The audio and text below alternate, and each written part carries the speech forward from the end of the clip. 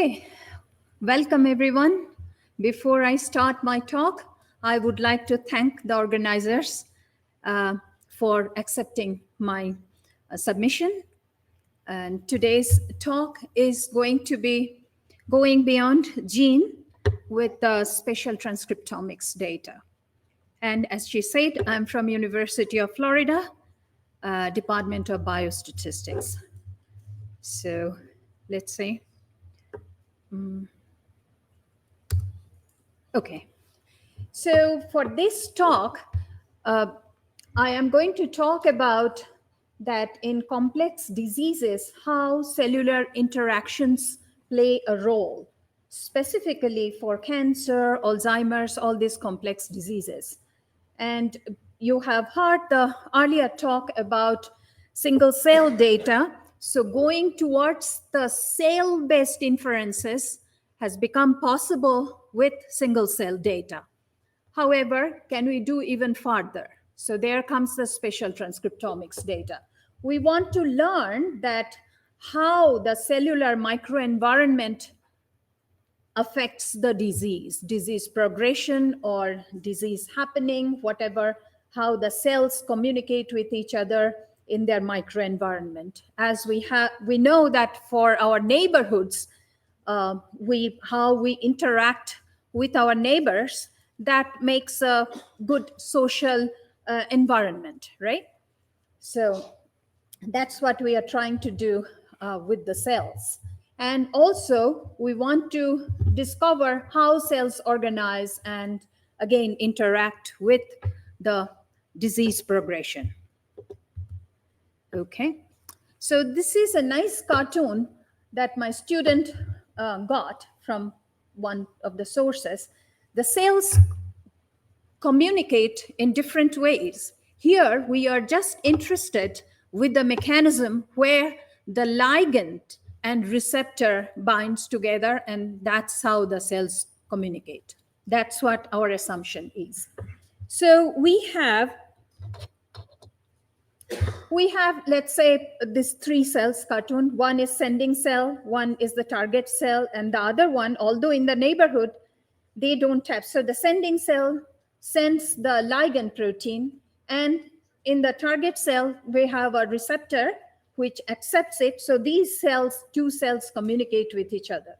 But there could be a non-target cell which doesn't have the corresponding receptor, so there is no communication.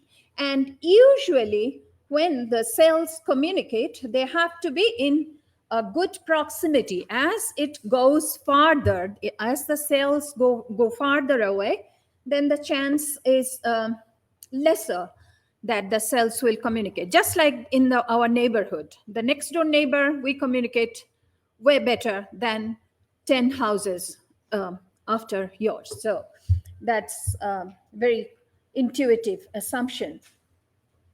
So we will use the ligand receptor gene expression levels in order to talk about the protein expression levels of ligand and receptor. So that's our basis for cellular communication. So for cell-cell communication, it has been a while that people are doing research. It started with single-cell data. There are some seminal papers in the area, which is cell phone DB, single cell, a single R, cell chat. They're all based on single cell RNA sequencing. So what is the deficiency over here? These are all good, but they don't consider the distance part of it, that how far spatially the cells are, which is an important component, as I said, for cell-cell communication. Now, so incorporating people have realized that we have to incorporate the distance information between the 2 cells. And with those, some seminal papers, Giotto, Komoot, Spatial, they have all appeared in good journals, and they are very useful in their own ways with spatial transcriptomics data, where not only you have the single cell or a spot based, I'm going to talk about that, and then the spatial information of the cells as well.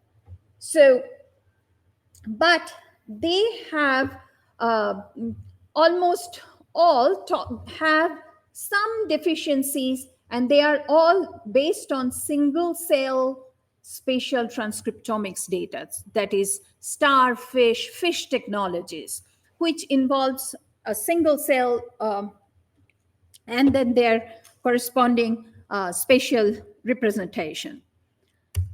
So, but what happens? There is no perfect setup in this field of research. All these starfish, sick fish, star map, they have the single cell resolution data and along with the spatial information. But it's hard to find in this technology, it's hard to find a large number of genes. So if you want to have information about large number of genes, there is a technology 10x VCM which has spot-based data. So now there is a cartoon over here. Is there any pointer? No, that's fine. If you see these slides over there, so every spot, that square box, every spot has the resolution, you can see it over there, is a collection of cells. It's not just one cell. There are overlapping collection of cells. But with technology, you can find out the proportion of each kind of cells. That's, you have to have that deconvolution process that we have to depend on some other algorithm. But you can learn a large number of genes along with it. So it is good for mammalian cells. Okay. So this is how to analyze this data properly. What is the problem with this kind of data? You are talking about collecting mRNA from single cell, almost single cell resolution, not quite, but almost single cell. So naturally, there are so many missing values. So you have a spike of the data where at the mRNA level with 0 values. And this is continuous data when, so the communication, let me talk about Cij. I'm talking about spot I is communicating with spot J through the ligand and receptor over there at those spots. Li stands for ligand at spot J and receptor at I and receptor at spot J. Okay, and you have the for each ligand receptor pair, I have shown the curve as it goes down. The Cij is the y-axis, and the x-axis, it goes down with the distance.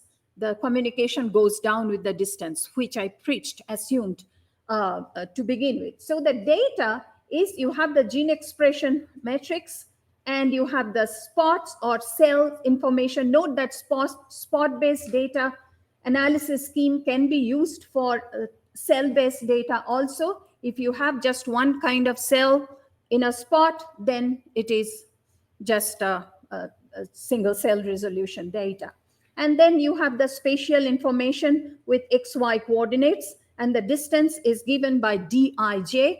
As I said, the communication score Cij goes down as the distance gets higher. In the model I have, so we are modeling the average communication score there, log of average communication Cij at spot Ij. For I will talk about it for a specific ligand receptor combination, and the distance e to the power minus rho Dij, that term is there. It ensures that it goes down as the distance gets larger and larger. And we have the random effect model, the correlation to model the correlation between the ligand and receptor, which are coming from several such IJs, spots. And we are summing over, so from one spot, there could be multiple groups of cells, Gi, G1 and G2, let's say, I, G1, J, G2. I'm summing over all such the cell types where you have the ligands, a specific ligand, say K, specific ligand and receptor pairs, say LRK, a specific one. So they can come from all groups of cells in the neighborhood. And we are summing over that. So our goal is to estimate the communication through the strength of beta G1, G2. So it's a linear model. The strength of communication is measured by beta G1, G2. So we are estimating that. And interaction of cell types is given by MIG1, JG2.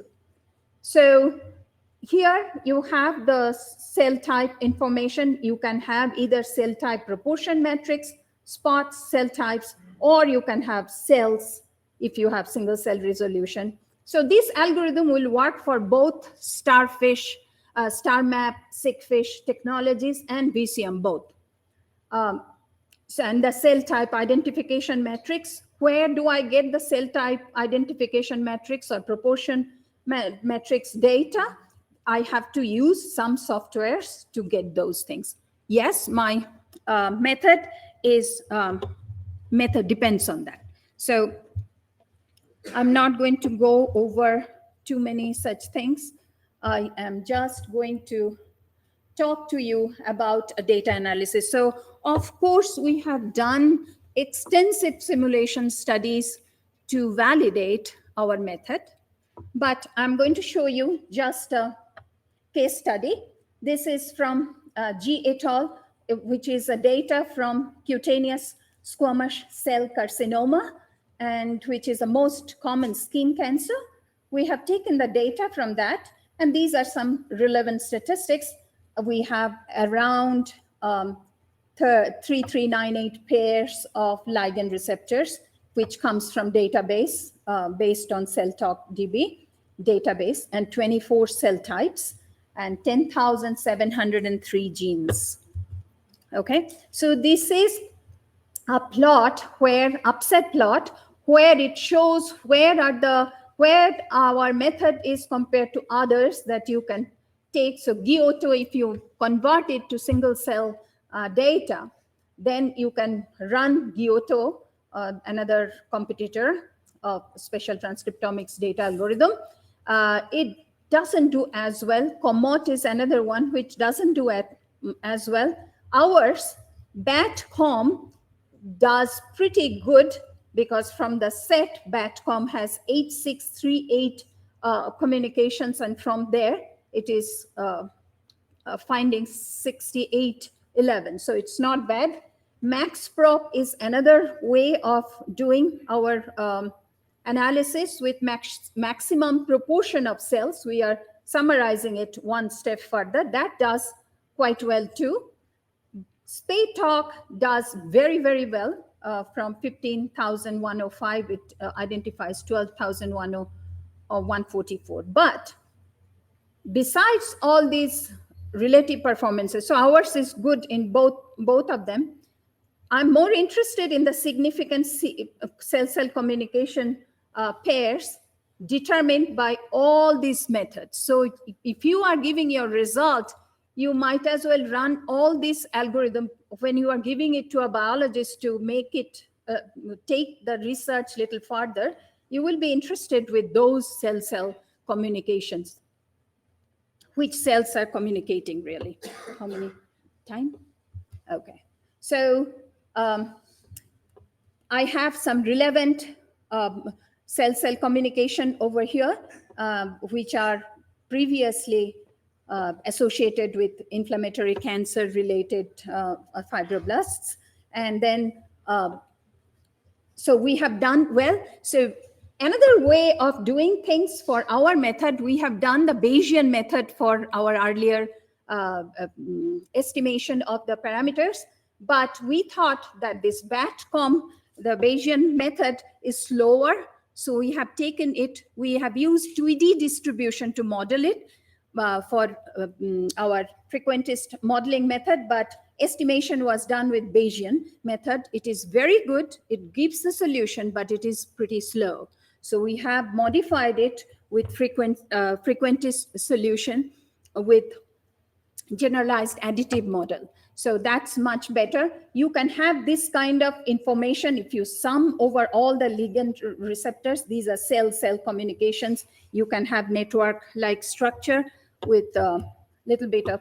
So this is the reference of the initial Bayesian estimation method for this. It's in genes, and this one is a very recent paper, software. This is the faster method of faster estimation method, TWCOM. This has just come out, so you can look into it. And I'm not going to conclude anything. You have seen what I had to say. These are some references, and I have to say that's my current student who has just graduated, went to Moderna, Dongyang Wu, and middle one is my student who is in University of assistant professor in University of Louisville, and that's another associate professor. We three basically have done all this work. So thank you for your attention.